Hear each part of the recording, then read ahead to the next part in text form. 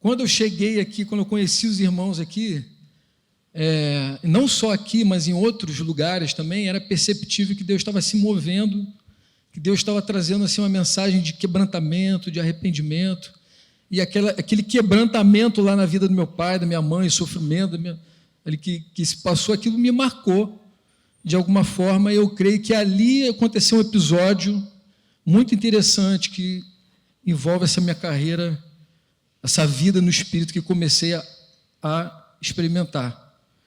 Eu lembro que um dia, isso depois eu fui reunindo, né, na minha mente, fui lembrando.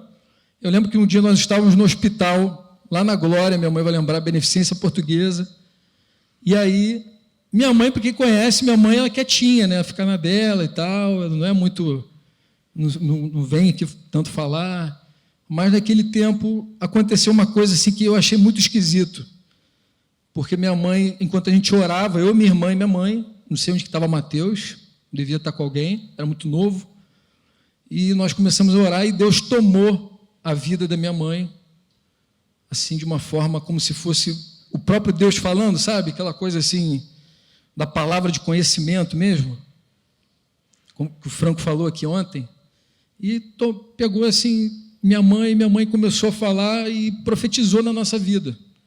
Isso, eu até esqueci que isso tinha acontecido, para ser bem sincero, mas naquele dia me marcou, porque eu nunca tinha visto minha mãe ser usada daquele jeito e falando conosco. E eu lembro que a profecia, não sei se minha mãe vai lembrar direito, não sei se ela estava operando ali, se a mente dela estava frutífera ou não, mas a profecia falava alguma coisa sobre servir pessoas, sobre muitas pessoas e tal, sobre, que depois eu entendi que tinha a ver com algo relacionado a servir a igreja. Depois, lá na frente, eu fui entender. Só que, depois desse dia, eu esqueci dessa palavra. Sinceramente, esqueci, me envolvi em diversas situações da minha vida. Eu tinha uma pressão muito grande, eu tinha um desejo muito forte, uma pressão de querer corresponder ao investimento dos meus pais e querer ser alguém na vida. Eu lembro que isso me consumia muito, né? Então, eu comecei ali a me dedicar aos estudos, queria ser um oficial do Exército, desde novinho eu queria ser, minha família de muitos militares. Um dia eu fui na formatura da AMAN, e aí, cara, quando eu fui na formatura da AMAN, aquela coisa, né, o garotinho que vai na formatura da AMAN, se você levar teu filho lá, você vai ver. E aí eu fiquei com aquele negócio no coração, eu queria ser oficial do Exército, desde novo, sempre quis, e comecei a me preparar para isso, né? Me preparei para ir, comecei a me envolver com isso, e eu vejo que a minha vida estava toda em volta disso aí, até que eu também comecei a me relacionar com uma pessoa, comecei a tomar minhas decisões na carne, sem nenhuma vida no espírito, né? E comecei a me envolver com uma moça, que eu me apaixonei, e aí eu lembro que a minha vida começou a desvirtuar, assim, eu comecei a ficar muito desfocado, e aquilo me fez mal. Eu sabia que Deus não queria aquela situação para mim. O problema não era a pessoa, o problema era eu e Deus. Eu tinha algo dentro de mim me dizia, eu acho que o Espírito estava ali já atuando de alguma forma, e algo me dizia que não era aquilo, sabe?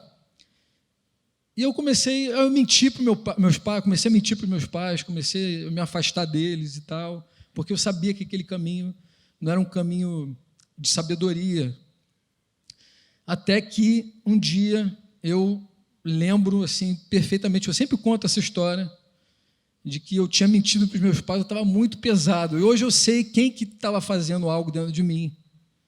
Por isso que eu gosto de contar essa história, porque eu saí da casa da minha namorada, e eu, muito mal com aquela situação, aquele peso no coração que eu não sabia explicar porquê, eu estava infeliz com aquilo tudo. Eu tinha acabado de ser reprovado também no concurso da AMAN, e eu fiquei muito triste com aquela reprovação, porque eu me preparei, eu tinha certeza que eu ia passar, e todas as coisas diziam que eu ia passar, mas só que mudou algumas regras no concurso na época, e eu fui cortado assim, uma matéria, Enfim, tinha toda uma conjuntura que estava acontecendo, mas nesse dia, voltando lá nessa história, estava voltando da casa da minha namorada, o Espírito Santo comunicou assim dentro de mim, assim, hoje eu sei que foi o Espírito Santo. Sai daí, tipo assim, o que você está fazendo? Para onde você está indo? O que você está fazendo com a tua vida? E eu comecei a chorar compulsivamente dentro do ônibus. Não lembro que ônibus que foi, era aqui em Campo Grande. E eu chorei muito naquele dia, como se fosse um lavar regenerador, assim, sabe? E a partir daquele impulso ali do Espírito Santo, eu tive uma luz assim. Minha luz foi: vou procurar alguém. E a primeira pessoa que veio na minha cabeça foi o Franco. Não sei porquê. Eu poderia ter procurado algum outro. Eu sei porquê, porque eu acho que o Franco estava muito perto da nossa família na época, muito junto. E eu pensei, cara, vou procurar o Sérgio Franco. Eu nem conhecia Franco direito, eram mais meus pais. E eu lembro que, naturalmente, eu abri meu coração. Por isso que eu falei ontem sobre uma das características do novo nascimento, você se aproximar da luz. Você quer a luz, você rejeita as trevas, não quer mais as trevas. Eu procurei Franco e queria abrir meu coração. Na verdade, eu nem sabia o que eu ia fazer com ele, essa é a verdade. Eu não sabia se eu ia abrir meu coração ou não. Eu só procurei ele e sabia que ele tinha alguma ajuda para me dar. Como se Deus fosse me conduzindo assim nos passos, sabe? Com muita simplicidade. E eu lembro que o Franco estava indo para Miguel Pereira no dia. Ele falou, estou indo para Miguel Pereira, se você quiser ir comigo, vamos embora.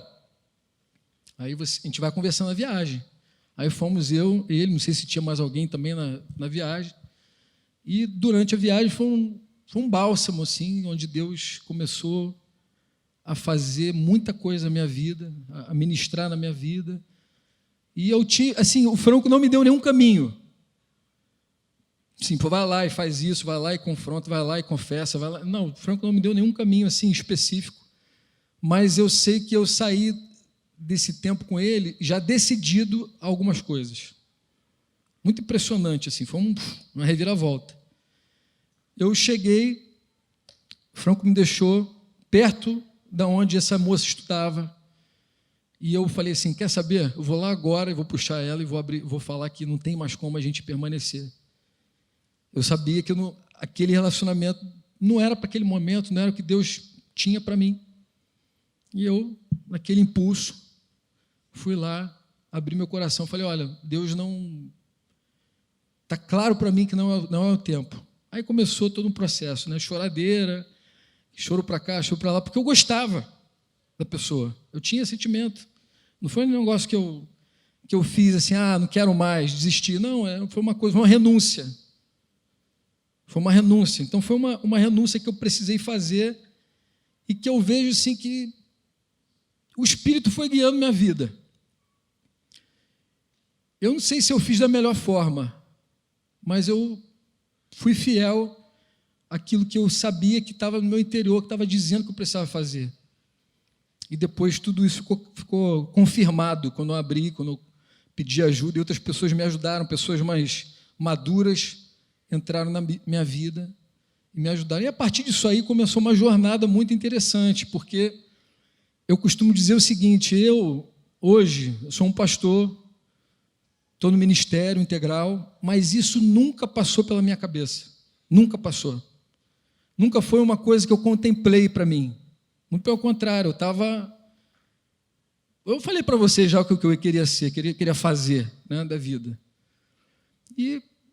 Só que quando eu comecei a me voltar para Deus, quando eu comecei a permitir que Ele falasse comigo, e eu comecei a dar alguma atenção, quando eu comecei a querer andar no Espírito de alguma forma, que eu nem sabia que era isso, Deus começou a mudar minha perspectiva sobre várias coisas. Tem um episódio, por exemplo, que quando Deus começou a ministrar no meu coração sobre o quanto eu não era realmente um discípulo, eu comecei a ouvir aqui as pregações, estive no retiro como esse aqui de jovens, então quando eu olho aqui também para esse retiro, lembro, né, com muito saudosismo, Deus começou a ministrar no meu coração a importância de eu renunciar. Eu acho que Deus estava falando com a igreja nessa época. Isso estava uma palavra muito forte. Lembra que o Leandrão tinha uma música que ele falava sobre a cruz, sobre renúncia? Ele tinha um monte de música falando sobre renúncia. Dava para tinha um monte de música, tu lembra, Rafa? As músicas, eu não quero governar, eu não quero. Parecia que Deus estava falando alguma coisa nesse sentido, assim, com a igreja de um modo geral, e eu fui mais um. Eu fui mais um que Deus comunicou isso. Não sei se vocês lembram daquela música do... Como é que fala? Do Ministério Apacentar, que depois eu vim descobrir que era do Ministério Apacentar, que fala assim, abro mão dos meus sonhos.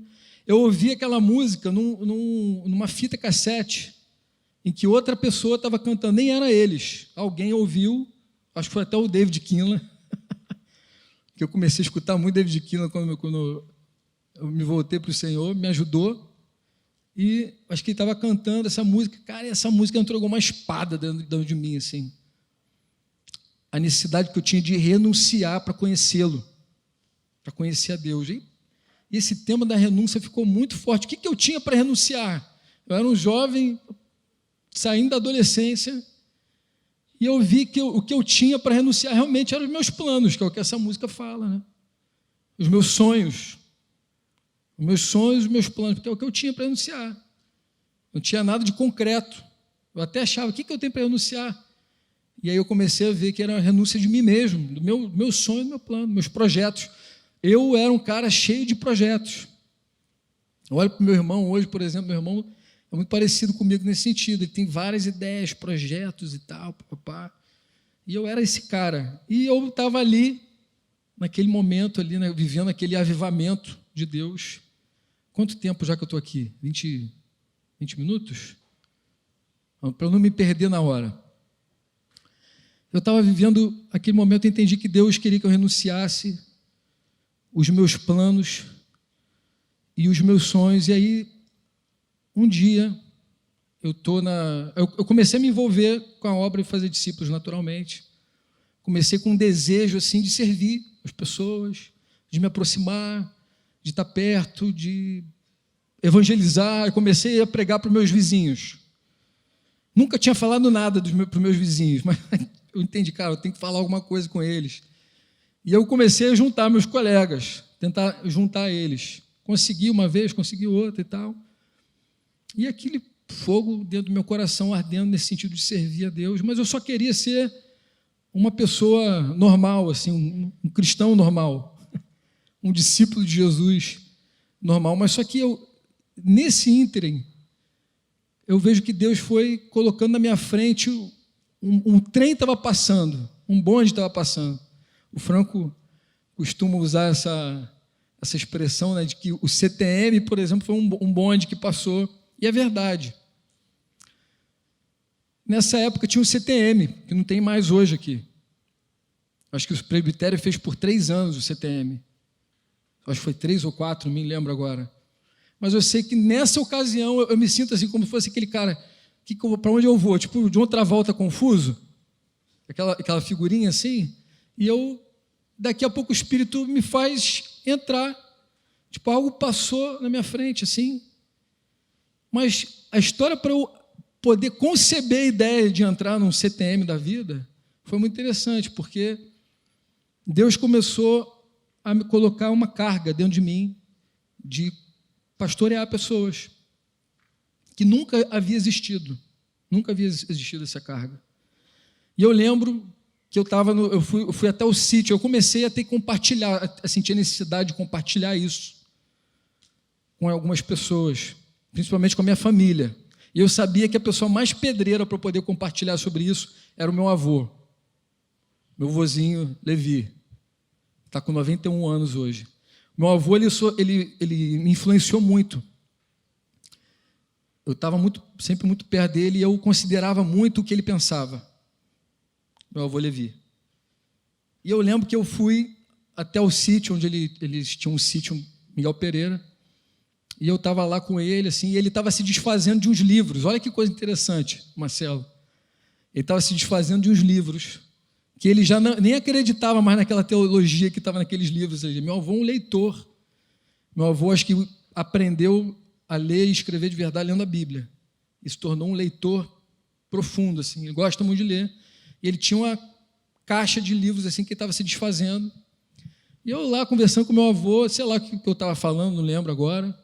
Eu acho que ele estava até reprovando as minhas ideias, porque eu tinha comentado alguma coisa com ele. E aí ele me dá um livro, ele pega um punhado de livro assim, se você quiser pode levar para você. Aí olha o punhado que ele me deu. Para quem conhece vai ficar reflexivo. Ele me deu, no mesmo punhado de livros, A Senda do Calvário, de Roy Hession, que é um livro pancada que só corroborava com tudo que estava entendendo de Deus, a necessidade da cruz, a necessidade de eu renunciar meus planos e tal. E um livro do Charles Spurgeon, que é A Chamada para o Ministério, o livro que ele me deu. Como que eu ia imaginar meu avô tinha um livro do Spurgeon lá? Eu comecei a dar uma folheada no livro. Eu queria ter trazido assim, os trechos do livro para vocês verem, porque assim, o livro, o que ele escreve no livro? Ele escreve assim, ele começa a dar a falar da experiência dele como um diretor. Ele era diretor de um seminário e ele questionava o chamado de algumas pessoas. Ele questionava assim, se a pessoa de verdade tinha o chamado de Deus para servir na obra, para ser, naquela ocasião ali, um pregador. Mas ele fala também de pastorear, fala do chamado do ministério.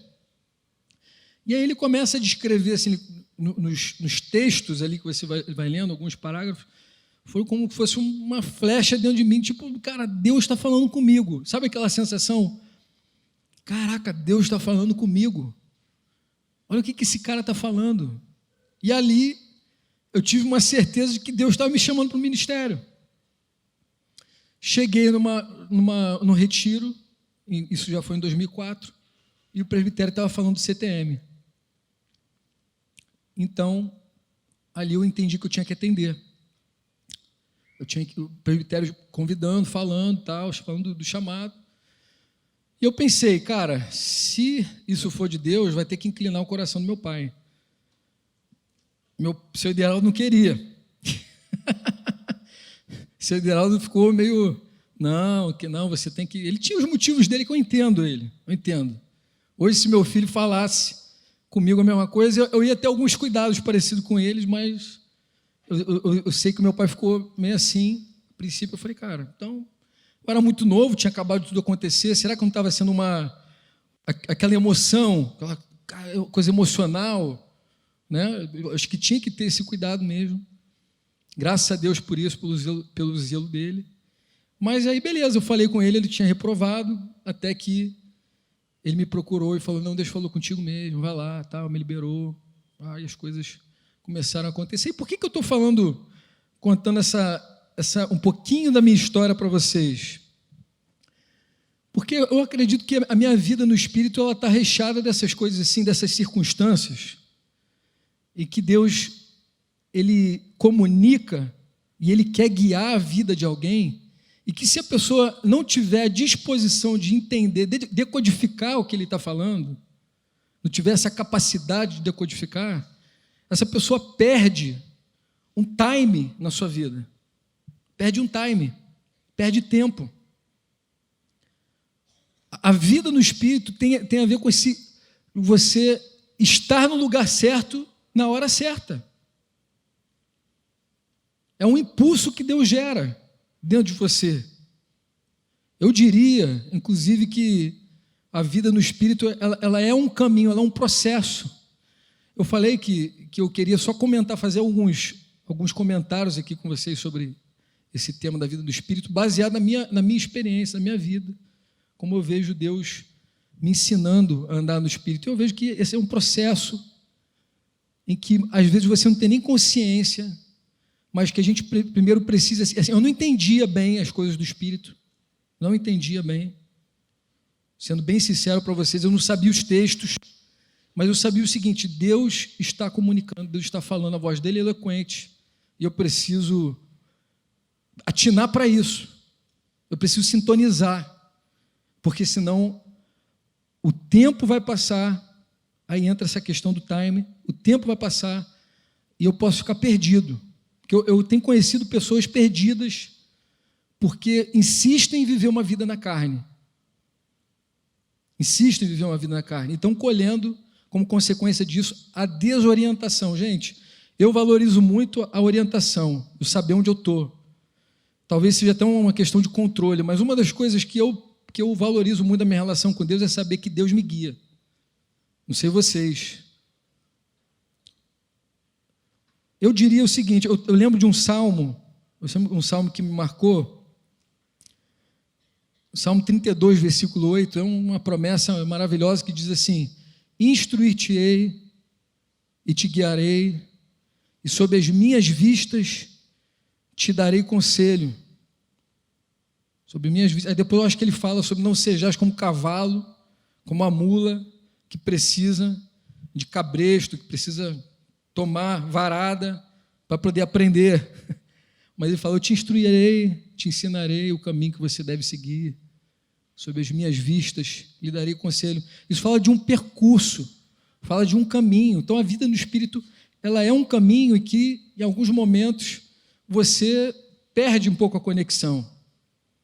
Eu estava falando com os irmãos que um pouquinho antes de vir para cá, eu tive uma situação com a minha esposa, não foi uma discussão, mas foi um desentendimento, uma DR, assim, em que as coisas que ela falou para mim me assustaram, eu fiquei meio assustado, assim.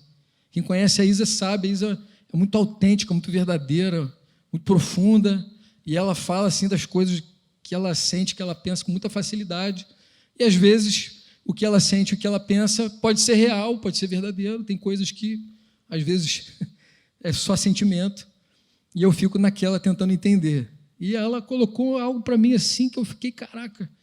E eu fiquei com uma sensação assim, meu Deus, eu estou na carne, eu não estou conseguindo enxergar essa necessidade da minha esposa. Como que isso foi gerando dentro dela e eu não vi? O tempo passou, passaram alguns dias, a gente foi conversando, eu recuei, eu fiquei na minha, orando, pedindo a Deus: Senhor, me ajuda, o que eu não estou vendo? E graças a Deus, ela, em muitas coisas que ela falou, ela recuou. Ela falou: não, eu não estou bem, tal, aquelas fases da vida, aquelas coisas que a gente passa. E ela reconheceu, sim, recuou. Eu, ufa, né? Ufa mais ou menos, porque eu sei, estava até falando com o Sandro ontem, a gente conversando, eu sei que eu sou responsável. Eu sei que tem coisas ali que eu sou responsável. O homem tem responsabilidade. Mas a coisa parecia que não é tão quanto ela tinha expressado lá atrás. Mas eu fiquei na dúvida, assim, de... será que eu vou lá? Me diz, o que eu vou falar da vida no Espírito, meu Deus? Me chamaram para falar da vida do Espírito, o que eu vou falar? Eu devo estar na carne, eu não estou conseguindo enxergar. Mas por que eu estou dizendo isso? Porque a vida no Espírito é um caminho, é um processo, que não significa que a gente vai acertar em todos os momentos, não significa isso. Mas uma coisa que eu tenho aprendido, irmãos, na vida do Espírito, assim, Agostinho falou uma coisa, eu gosto muito do Agostinho. Quem quiser fazer uma boa leitura assim, de gente que refletiu muito sobre as Escrituras, eu recomendo, o pessoal chama de Santo Agostinho, né? Agostinho de Hipona. Ele fala que Deus leva em consideração a sagrada intenção. Uma sagrada intenção de agradá-lo, de fazer a vontade dele. Quando você começa a andar no Espírito, Deus acende dentro de você uma chama, um desejo de querer agradar a Ele. E você precisa alimentar isso, porque a nossa vida é igual ao algoritmo. Essa luta da carne e do Espírito é igual ao algoritmo. Por que eu estou com essa inspiração? Porque eu já parei assim perto de uns caras, em que o cara vai fazer a pesquisa naquela barrinha do Instagram, é cheio de mulher, cheio de futebol, cheio de não sei o quê. Já viu isso? Aí esses dias eu fiquei curioso. Deixa eu ver meu algoritmo aqui como que está. O que o Instagram está interpretando que eu mais consumo, que mais está no meu coração. Aí eu fui lá ver. Não vou falar para vocês o que eu vi, mas não era algo nada ruim.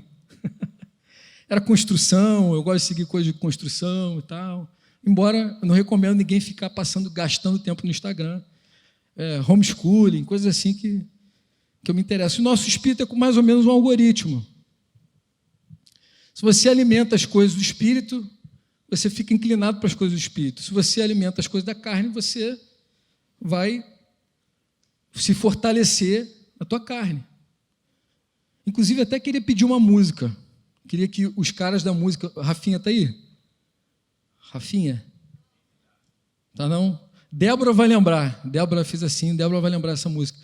Só para tentar, de repente, a gente cantar no final, Débora. Só para não esquecer. Aquela da Heloísa Rosa, que diz assim: busco na vida tantas coisas que nem sei por que razão. Fortaleço minhas vontades para que tudo aconteça do meu jeito. Você lembra dessa música? Mais ou menos? Tá, vamos ver aí. Se a galera da música conseguir pegar aí, seria bom. Tá? Então, eu estava dizendo que eu tenho aprendido, irmãos, que a vida no Espírito, ela é um processo assim. Eu estava falando do algoritmo, e eu tenho percebido que, se de verdade você não alimenta o algoritmo certo, você vai estar cheio de ideia errada.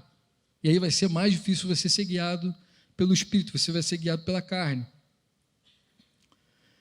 E como eu falei já aqui também, uma outra coisa que eu tenho aprendido, mas que eu já disse no meu testemunho aqui, na minha história, é que a vida no Espírito é de verdade esse compromisso de ser guiado por Ele.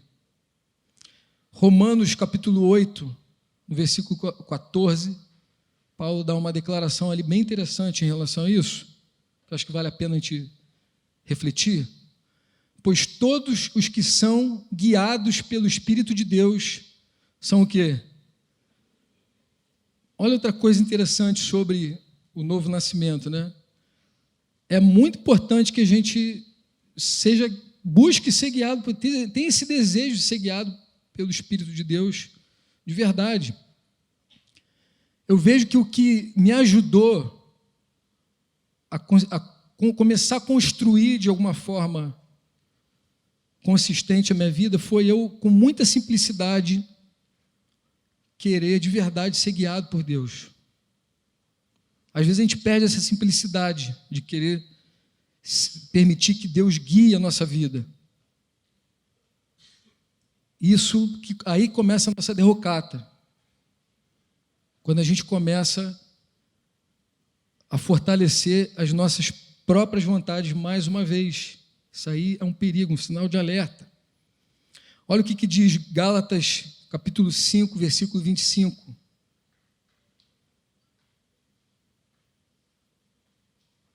O que diz lá? Você tem a NVT? Acho que tem a NVT, né? A NVT é legal, ó.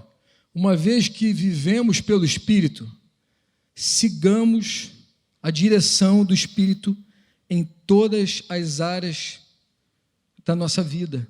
Em todas as áreas da nossa vida. Não tem compartimentação. Isso significa o quê? Que a vida no Espírito, ela vai te fazer observar o que Deus quer de verdade em todas as áreas. Você não divide, isso aqui é minha área profissional, isso aqui é meu trabalho, isso aqui são os meus estudos, e eu tenho aqui os meus planos e os meus projetos para isso, e pronto, acabou. Eu conheço pessoas que departamentalizam a vida dessa forma, sabe? Não, isso aqui eu sou guiado pelo Espírito, isso aqui não. Isso aqui eu vou sujeitar a Deus, isso aqui eu não vou sujeitar a Deus, porque isso aqui não é espiritual. É um entendimento antigo, um sistema antigo que tem, às vezes, no nosso coração, de que a gente pode departamentalizar. Mas não, uma vez que vivemos pelo Espírito, sigamos a direção do Espírito em todas, o quê? Vocês podem repetir para me ajudar, porque eu gosto muito de feedback, assim, eu não gosto de falar como se estivesse falando sozinho para a parede. Vamos me ajudar assim, ó. Uma vez que vivemos pelo Espírito, sigamos a direção do Espírito em... Vamos repetir então. Uma vez que vivemos pelo Espírito, sigamos a direção do Espírito em...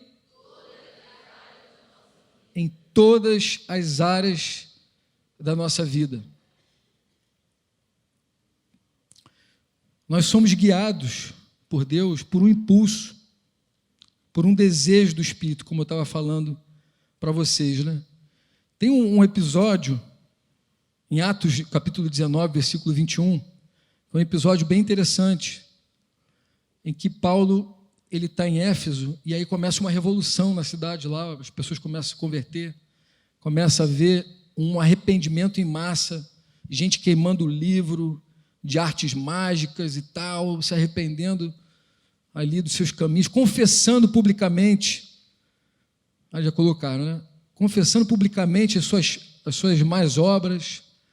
E aí parece que Paulo tem um insight assim, que diz assim, ó, depois disso Paulo se sentiu impelido pelo Espírito a passar pela Macedônia e Acaia, antes de ir a Jerusalém, e de lá devo prosseguir para Roma, disse ele. Uma convicção, assim, uma clareza muito interessante. Tem um episódio também que Jesus, acontece isso com Jesus, né? Alguém olha para Jesus, para o semblante, Jesus fala que ele tinha um semblante resoluto como quem ia para Jerusalém. Tem alguns sentimentos, alguns impulsos que são gerados dentro de nós, que aí entra um dilema, como que eu discerno que aquele impulso, que aquilo que eu estou sentindo, de verdade é um impulso do Espírito? Será que não é um emocionalismo meu? Será que não é uma coisa da minha carne? E Paulo tinha certeza que ele estava sendo impelido pelo Espírito, tanto que Lucas, ele diz isso, escreve dessa forma, que ele foi impelido pelo Espírito. E em alguns momentos eu já me senti assim, impelido. A gente trava muito quando o tema fala sobre sentimento, né? A gente trava no sentido de que aqui, entre nós, porque, como o Franco falou ontem, a gente não quer ser presidido pelo que a gente sente. Mas eu diria que, por exemplo, tem outras palavras relacionadas ao Espírito que ajudam a gente nessa hora, que não é necessariamente um sentir, mas muitas vezes um intuir. Você não sente, mas você intui. Há uma intuição que acontece. É uma forma do Espírito guiar a gente também. Mas como discernir essa intuição se a gente está tão cheio de vozes falando com a gente o tempo inteiro? Como que a gente discerne essa intuição? Eu tento também, assim como todos, né? Eu tento discernir essa intuição que muitas vezes não tem explicação. Essa intuição muitas vezes não encaixa na nossa lógica. A gente pensa, a gente planeja, eu vou planejar A para chegar no B. E muitas vezes essa intuição, ela foge dessa lógica. Uma coisa também que eu estou aprendendo é que o desejo do meu coração, quando existe uma inclinação do meu coração, aquilo pode me atrapalhar a ser guiado por Deus e perceber essa intuição. Quando você olha ali aquele relato, né, da queda do homem, da queda da mulher, na verdade, 11h45, tem que dar intervalo, não? Pode fechar? Quando existe ali a queda do homem, quando acontece, perdão, a queda do homem, o relato é assim: vendo a mulher que o quê? Que o fruto era o quê? Quem lembra? Agradável aos olhos. Aquilo que é agradável aos olhos é agradável muitas vezes ao meu coração. E isso é uma pista para mim. Eu não vou determinar, não vou falar, não, isso é da minha carne, mas é uma pista. Porque às vezes tem coisas que nós podemos nos agradar e desejar, e que Deus quer também, não é verdade? Mas o Espírito Santo não deixa a gente confuso. O Espírito Santo não vai deixar a gente confuso. Mas é uma pista, é um sinal para você, posso dizer, para você identificar a situação. Isso é agradável aos meus olhos? Isso acontece muito em relacionamento, né? Em relacionamentos solteiros. Quando você é solteiro e você está orando ali e você tenta crê que Deus está te guiando ali para uma pessoa, mas para aquela pessoa que atende todos os teus padrões. Que atende todos os teus padrões. Faz o cheque aqui, faz o cheque. Isso é discípulo, ok? Tem gente que nem pensa nisso, né? Se é discípulo, não, fala bem, tá bom, conversa bem, os critérios, né? Muitas vezes, quando a gente é inclinado assim, o nosso coração está inclinado para aquilo, isso é um problema, é um ruído, para você identificar se aquilo ali realmente é de Deus ou não. Então, se inclinou, agradou os teus olhos, é o momento de você colocar um asterisco, para você aprender a intuir e não ser guiado pelo que sente. Uma coisa também que eu percebi sobre para terminar, que tem a ver com essa ideia da gente ser impelido pelo Espírito e guiado pelo Espírito, é que Paulo ele foi impelido pelo Espírito num contexto de sacrifício, de autossacrifício. A tua carne não quer se sacrificar. A carne, você não vai ter aquela ideia assim, vou me sacrificar, embora Paulo até diz que a gente pode oferecer o nosso corpo para ser queimado sem amor. Mas, no que eu tenho percebido na minha vida, assim, eu não quero me sacrificar. E nesse contexto aqui, Paulo disse dentro dele assim, eu tenho que ir para Roma. E ele sabia que Roma era sinal de caveira, perigo, igual o seu Madruga, né? Perigo. E sabia que Roma era sinal disso. Então, dentro de um contexto de edificação, de sacrifício, muitas vezes você vai ser impelido. Irmãos, para mim ministrar a palavra, assim, no público, era uma coisa muito difícil. Eu não queria ministrar a palavra em público. Eu tinha muita vergonha. Muita vergonha. Eu entendi que Deus queria me libertar dessa vergonha, me libertar dessa exposição, do medo dessa exposição. E aí, assim, Deus começou a me usar também falando um pouquinho. Embora eu não sou esse cara eloquente, não sou o Apolo de Curitiba. O Apolo de Curitiba é Paz, Anderson Paz. Ele é o nosso porta-voz. Mas tem alguns desafios assim que você se sente impelido por Deus para você tomar uma coragem e fazer. E que você tem que fazer. É contraintuitivo dentro de você. Não é de acordo com uma inclinação natural dentro de nós. Então, não é compatível com a nossa capacidade, com a nossa inteligência. Aí entra o chamado de Moisés, que a gente poderia citar aqui como exemplo, também que ajuda a gente a entender isso. Moisés era gago, era um cara inseguro, cheio de insegurança, e Deus chama ele para ministrar, para conduzir, para falar, para se expor, para tomar pedrada, né? Porque quem acha que o ministério pastoral é chegar na frente e dar um sermão bonito, ser admirado, aplaudido, está muito equivocado. O ministério pastoral tem muito a ver com o que Moisés fez. Moisés precisava ser muito cascudo, muito amigo de Deus para tomar as pedradas que ele tomou. Eu, na primeira ali, eu já ia querer sair correndo, cara. Vou entrar sozinho na terra prometida, sei lá o que eu ia pensar. O ministério pastoral tem muito a ver com isso. Amém, irmãos? Vamos dar uma paradinha? Deu 50 minutos. Eu finalizei aqui falando um pouquinho com vocês sobre a vida no Espírito, significa ser guiado pelo Espírito, né? Eu falei um pouquinho aqui sobre aquele texto que Paulo fala de que ele tinha sido impelido pelo Espírito, e a gente refletiu um pouco como discernir, né? Como discernir o que é ser impelido do Espírito e o que é sentir, você ser guiado pelo que você está sentindo. A gente refletiu um pouquinho nisso, mas eu queria passar para uma outra coisa que eu acho interessante dizer também, é que a vida no Espírito é um cumprimento de uma profecia. Eu acho isso muito interessante, repartir isso com vocês. No capítulo 8 de Hebreus 8, do 8 ao 12, o autor lá, ele fala um negócio interessante, que ele cita um texto de Jeremias, ele cita aquela profecia de Jeremias, Diz assim: mas quando Deus viu que seu povo era culpado, disse: está chegando o dia, diz o Senhor, em que farei uma nova aliança com o povo de Israel e de Judá.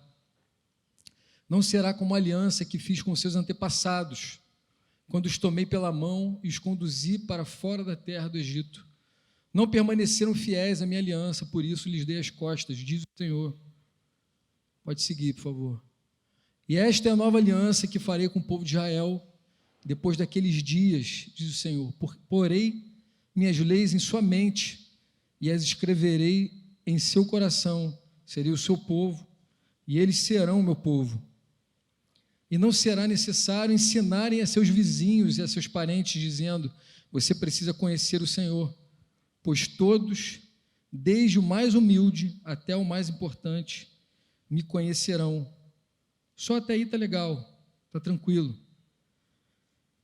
Por que eu penso que essa profecia é interessante? Porque o contexto que ele está usando aí, ele está falando sobre o povo que não o conhecia.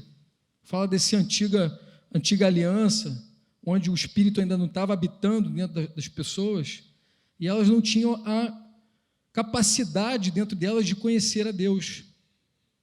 De verdade, não existia essa capacidade diante do Espírito. Deus se revelou através das alianças, né? Deus usou todos os rituais e cerimônias. Deus se revelou para Moisés lá na sarça e tal, levou para o Sinai, e no Sinai Deus queria ser conhecido também, e pelas suas leis, pelos seus decretos, ele queria que as pessoas o conhecessem e o temessem e tal. Mas havia ainda uma etapa do processo, que era o cumprimento da profecia que Jeremias disse, que era o Espírito habitando no homem, se unindo ao Espírito do homem, e agora, sim, o homem tem capacidade de conhecer e ser guiado por ele. Então, quando você acha que é difícil ser guiado por Deus, isso é uma injustiça, porque Deus colocou o Espírito dele dentro de nós para nos guiar. Ele colocou, isso é um cumprimento de uma profecia, é a concretização de uma etapa, de um projeto. A igreja, ela entra nesse projeto, o projeto em que até que Jesus vai voltar, e hoje a gente pode conhecer a Deus profundamente, a gente pode ser amigo dele, a gente pode se relacionar com ele, falar, perguntar. Eu achei interessante trazer também essa ideia, essa reflexão para vocês, de que nós estamos inseridos nesse projeto, estamos tendo a capacidade de conhecer de fato a Deus. Uma das maiores crises de um agnóstico é achar o seguinte: cara, Deus não pode ser conhecido. Na verdade, o ser que existe, ele não pode ser alcançado. Eu entendo a crise de um agnóstico. Eu já conversei com alguns agnósticos, e a crise é essa: cara, Deus, eu sei que existe algo, mas eu não consigo alcançar, a gente não vai conseguir alcançar esse Deus. Aí, quem já experimentou o Espírito Santo deveria de verdade valorizar essa experiência, porque você tem a capacidade, sim, de conhecer um Deus que se relaciona, um Deus que fala, né? Cumprimento de uma profecia está acontecendo dentro de nós, na igreja. Mas, para finalizar aqui esse tempo, eu queria expor para vocês uma coisa, assim, que a vida no Espírito também, ela é uma vida sem pressão, uma vida... Até 1 hora? Eu pensei que era 12h40 que eu tinha. Ah, perdão, então, eu estava crente que era até... Estava crente que era até 12h40. Mas uma das coisas que o Espírito Santo tem me ministrado, tem me lembrado, inclusive, da minha história, é que eu tenho aprendido nessa caminhada também, eu falei com você isso, né? É que a vida no Espírito é uma vida que nós podemos viver sem pressão. O que eu quero dizer com essa pressão? Que pressão é essa? Tem algumas pressões que impedem a gente viver a vida no Espírito. Uma das coisas que eu tenho percebido, assim, é muito comum, inclusive, no meio dos jovens, e eu lembro da minha história, é uma pressão de dar certo, da sua vida dar certo. Não sei quem já sentiu isso, não sei quem está nesse momento também, assim. Uma pressão que existe de você ser alguém, de você se tornar alguém importante, alguém visto, né? Eu me lembro que isso era uma das coisas que me aterrorizava, assim, uma das coisas que me pressionava. E quando eu lembro dessa situação, eu lembro que, na verdade, no fundo, a minha necessidade, essa pressão que gerava dentro de mim, era uma necessidade de ser aceito. Uma necessidade de ser aceito pela minha família. Ninguém nunca me rejeitou, que eu lembre assim, mas eu tinha algo dentro de mim assim de querer provar o meu valor. E quando nós encontramos o Espírito Santo, quando nós nos deparamos com a mensagem do Evangelho, esse problema, esse fundamento, esse medo, ele precisa, de uma vez por todas, ser superado pela fé. Por isso nós estamos aqui apelando para a tua fé. Eu percebo que essa coisa de querer dar certo produz em muitas pessoas uma frustração. Muita gente, por exemplo, se torna... Eu vim de um contexto, como eu falei para vocês, no meio da igreja. Eu conheço muitas pessoas que já viveram isso também, mas quando você está no meio da igreja, essa pressão pode produzir em você um estilo religioso, um estilo que você quer agradar as pessoas por meio da religião, um zelo sem entendimento. Quando Paulo fala sobre os judeus, ele fala da rejeição de Israel, ele fala o seguinte: eles tinham zelo, mas sem entendimento. Tem um texto em Colossenses que diz o seguinte, que diz que algumas pessoas elas se apegam à sua capacidade de ter sonhos, de visões. Eu não sei se a gente pode abrir aqui rapidinho. Colossenses capítulo 2, versículo 18 ao 19, ele está falando sobre algumas pessoas que estavam atrapalhando ali o evangelho da graça, alguns judeus que estavam ali pregando a lei e também aqueles rudimentos antigos da lei, e ele diz o seguinte: não aceitem a condenação daqueles que insistem numa humildade fingida e na adoração de anjos que alegam ter visões a respeito dessas coisas. A mente pecaminosa deles os tornou orgulhosos e eles não estão ligados à cabeça. Aí pode pular essa parte. Mas algumas pessoas legalistas, algumas pessoas se tornam legalistas no meio da igreja e pretextando uma aparência de religião por essa necessidade de ser aceito. Isso é uma pressão que faz com que você pense que a vida é linear, né? Se eu fizer as coisas certas, eu vou colher as coisas certas. Se eu fizer as coisas certinhas, Deus vai me dar um bom marido. Se eu fizer as coisas certinhas, eu vou conseguir um bom emprego. Isso é uma pressão que atrapalha o teu relacionamento com Deus, porque você está sempre esperando que Deus vai fazer as coisas segundo você acha que você semeou, que você plantou, e não necessariamente é assim. Não necessariamente vai ser assim.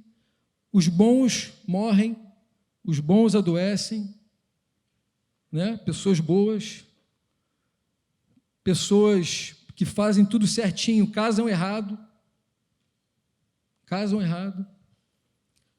pessoas que fazem tudo, que tentam ser aprovadas, ainda estão nesse sistema de tentar ser aprovado pelas pessoas, acabam colhendo coisas muito nocivas, assim, se frustram profundamente.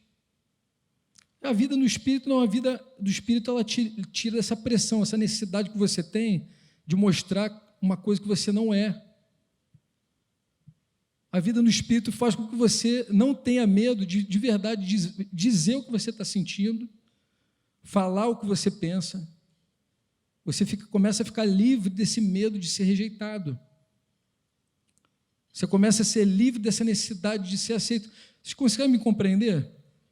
Isso é uma pressão. Se você for observar os problemas que se tem na igreja, muitas vezes, divisão, contenda, fofoca, tem a ver com isso. Tem a ver com a necessidade que as pessoas têm de aprovação, de serem aceitas. Não entenderam ainda o evangelho que acolhe. A gente falou ontem, por exemplo, do Instagram, né? Por que as pessoas postam tanta coisa lá no Instagram e tal, querem provocar inveja uns nos outros. Eu entendo, irmãos, que isso tem tudo a ver com a necessidade de aceitação. É a minha visão, eu posso estar equivocado.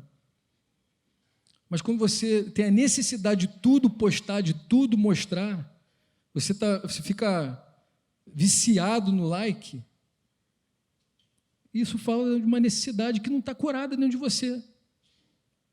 Né?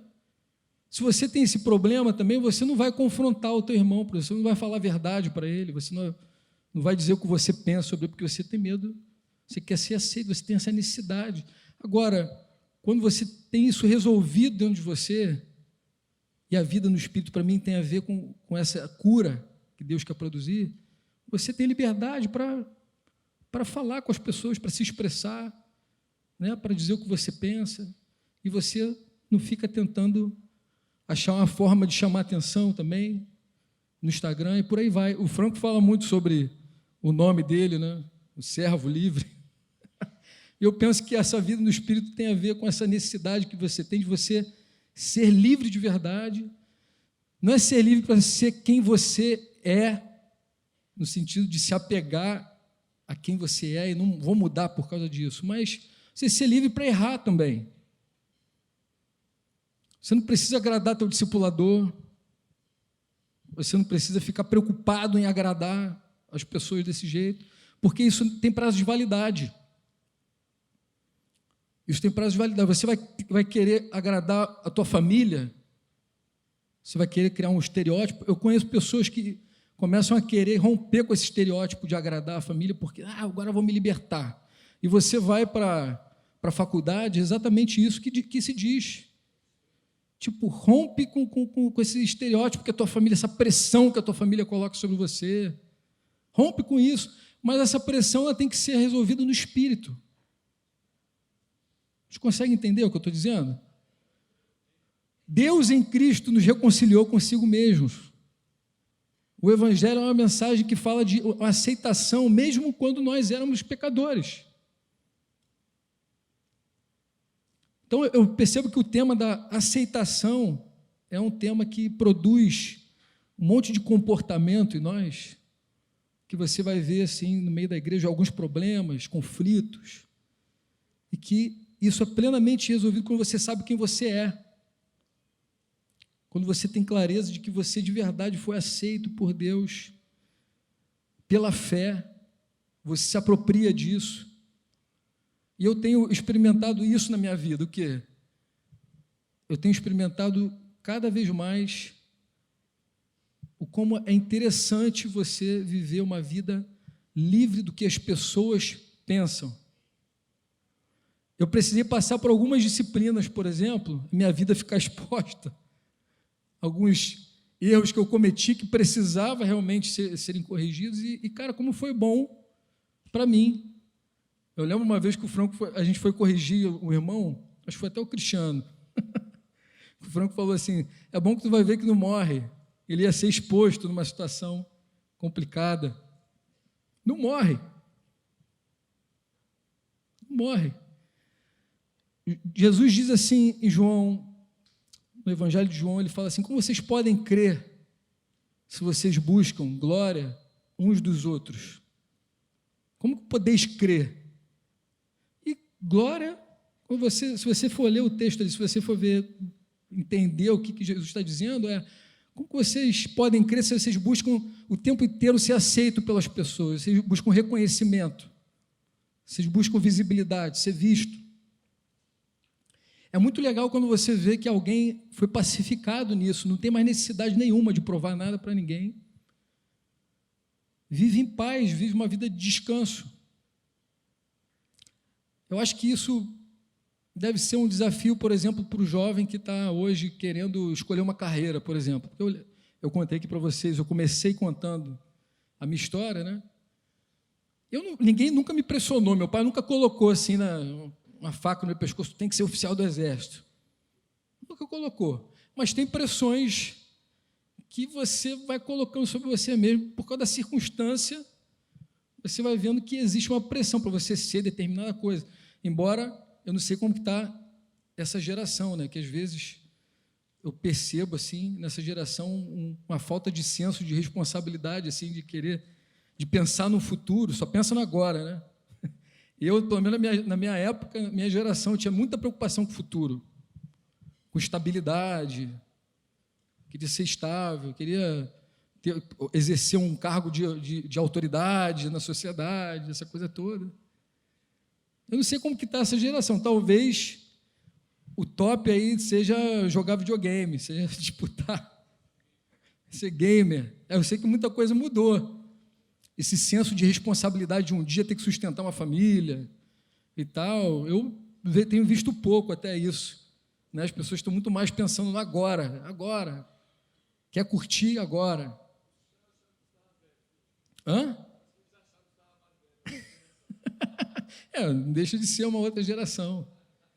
Mas essa coisa, essa pressão, por exemplo, sobre o adolescente, eu sempre falo, eu acho o jovenzinho que está começando ali a sua carreira, eu acho uma pressão muito violenta, muito complicada que se coloca em cima dos jovens. Ele tem que decidir a vida dele inteira o que ele vai fazer ali quando está com 17, 18 anos. Às vezes, não tem como você decidir ainda. Você vai entrar, vai fazer uma faculdade, vai ver que não é aquilo que você queria. Você não sabe nem exatamente o que você... Às vezes, as coisas não estão definidas.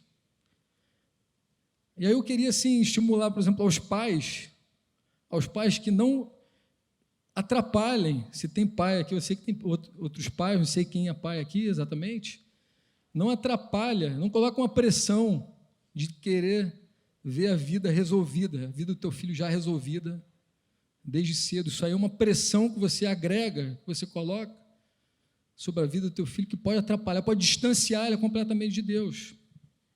Amém? Então, esse tema de uma vida sem pressão é um tema que tem me feito refletir bastante nesses últimos dias. A necessidade que a gente tem de ser livre, por exemplo, da pressão da produtividade, de querer ser produtivo. A gente pensa que para ter algum valor, a gente precisa produzir o tempo inteiro. Isso é uma guerra minha. Isso é uma guerra que eu enfrento para, inclusive, servir o Senhor. Eu estava conversando ontem com o Daniel, explicando isso para ele. Isso é uma guerra. Hoje eu acredito que eu estou muito mais descansado, muito mais livre nesse aspecto. Mas a necessidade de ter que produzir, porque alguém pode pensar alguma coisa sobre a minha vida. Cara, que coisa horrível você viver debaixo dessa pressão. Franco lembrou, a gente está conversando sobre isso, Franco lembrou que na carta de Pedro fala, quando começa a conversar ali com os presbíteros, ele diz que os presbíteros deveriam pastorear o rebanho do Senhor sem constrangimento. É muito ruim quando você faz uma coisa por constrangimento, você tem que fazer aquilo, você tem uma pressão de ter que fazer aquilo. Isso pode ser no ministério, isso pode ser na tua vida, no dia a dia. É muito importante que aquele que anda no Espírito entenda o seguinte: eu existo para dar frutos para quem me criou. Eu existo para frutificar. Eu existo para produzir frutos pacíficos de justiça, que é o que Paulo fala aos Filipenses. Eu existo para isso. Se eu tenho esse compromisso de ser um homem espiritual, um homem que produz esses frutos pacíficos de justiça, eu vou ser responsável, eu vou ser tratável. Concorda? Então, nós não precisamos produzir para ser aceitos também. Eu não sei qual que é o dilema aqui que cada um tem, mas eu vou dizer uma coisa para vocês, ó, isso é muito profundo o que eu estou dizendo, é muito mais profundo do que as minhas palavras conseguem transmitir aqui. Mas muitas das coisas que se colocam como desafio diante de nós, no estilo dessa caminhada da vida no Espírito, tem a ver com a necessidade de ser aceito até por Deus, de ser aceito por Deus. Você não entendeu o Evangelho, por exemplo, se você acha que você tem que fazer as coisas para que Deus aceite você. Uma coisa é você ser aceito, outra coisa é você ser aprovado. O desafio nosso é viver uma vida que, de verdade, agrade o nosso Senhor. É o escravo da orelha furada, que toda hora a gente está falando, toda hora volta esse tema desse escravo da orelha furada. Vocês conhecem essa expressão, o escravo da orelha furada? Todo mundo conhece? Nem todo mundo conhece. Eu vou tentar explicar assim, na escravidão, a escravidão racial ela é mais recente, no sentido de que a escravidão racial do negro, que houve com os povos africanos, mas a escravidão era muito por guerras que foram vencidas, e como despojo de uma nação, você trazia escravos. E tinha escravos, às vezes, que nasciam na casa dos seus senhores. Você vai ler as leis lá, Deuteronômio, Levítico, Números, fala de escravos que nasciam na casa dos seus senhores.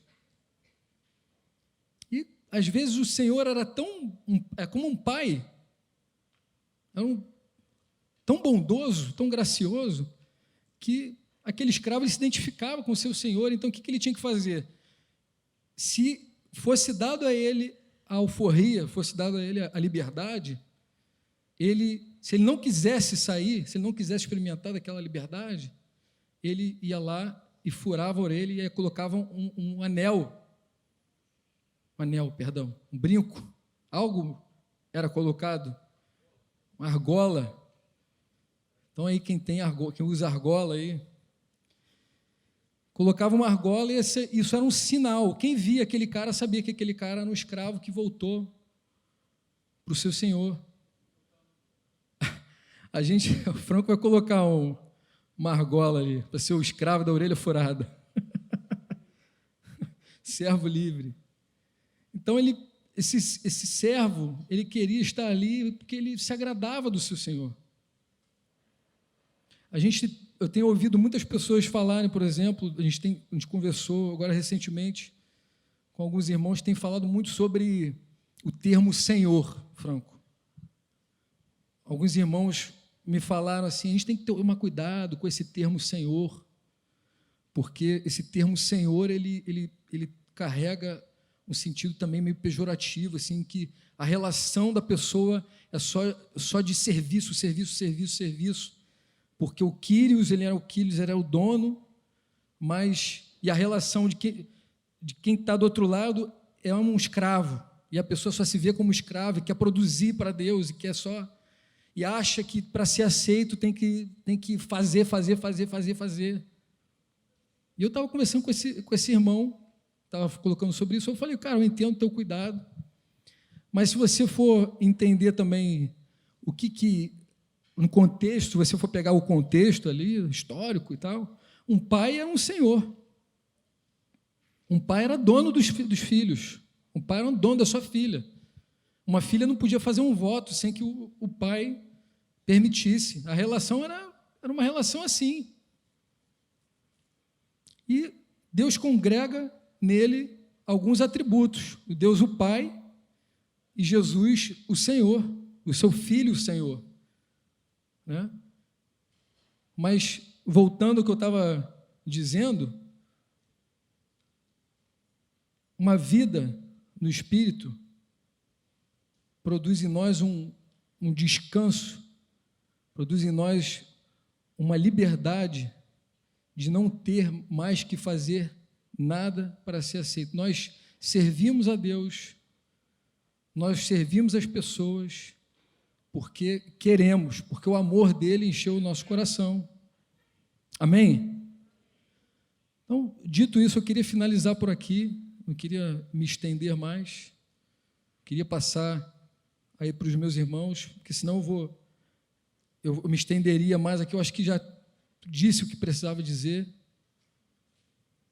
Eu gostaria de verdade, antes de passar aqui a palavra para os meus irmãos, saber se existe alguém que tem vivido essa pressão, que vive debaixo dessa pressão de ter que dar um resultado. Se tem alguém nessa pressão, se vê nesse dilema de ter que agradar as pessoas e que precisa ser livre disso. Eu estava com isso no meu coração, eu precisava dizer, precisava derramar isso. Eu queria perguntar se tem alguém aqui, eu queria orar, queria que nós orássemos por isso.